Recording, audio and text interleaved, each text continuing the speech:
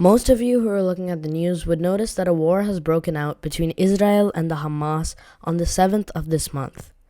It started when the Palestinian group, the Hamas, launched a full-scale offensive into Israeli-controlled territory, which has been occupied by Israel for the past 75 years. This comes in a wider conflict going on between Israel and Palestine for a very long time. I will try my best to cover this conflict without any bias or political opinions whatsoever, and I will use the maps of militarily controlled territory. The State of Israel on one side uses the Israeli Defense Force, IDF, as its main army and combatant force right now. Meanwhile, the State of Palestine uses several different militant groups to fight Israeli forces. These include Fatah, Hamas, the Palestinian Authority, the Palestinian Liberation Organization, aka the PLO, the Popular Front for the Liberation of Palestine, Hezbollah, the Palestinian Islamic Jihad, and the Palestinian Liberation Army. The main one you have been hearing on the news is the Hamas, also known as the Islamic Resistance Movement of Palestine, as they are the ones who have launched the offensive from Gaza against Israeli occupier forces.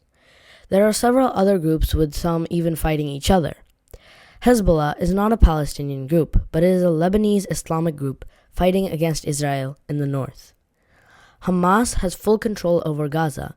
Meanwhile, a Fatah government exists in the West Bank led by Mahmoud Abbas. The Palestinian Legislative Council has 132 seats, 74 of which are under the Hamas. Many of the militant groups also act as political parties in the council. Fatah, meanwhile, is a secular party which controls 45 seats in the council. Fatah and the Hamas are in direct conflict, and I would recommend to keep an eye on the news, as either Fatah could attempt to attack the Hamas or join forces with them for a greater united Palestinian liberation war.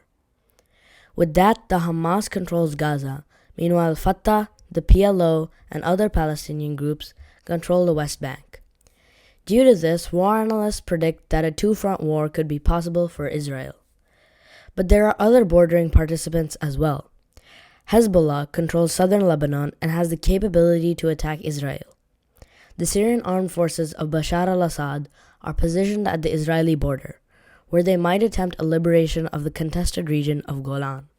These factors make Israel look encircled and having to fight a multi-front war. Artillery gunfire has already been exchanged by Syrian and Israeli troops. Hezbollah has exchanged fire with Israeli positions, but hasn't launched a full attack yet. Conflict has obviously occurred in Gaza, where the Hamas attempt to take territory, and skirmishes have broken out in the West Bank.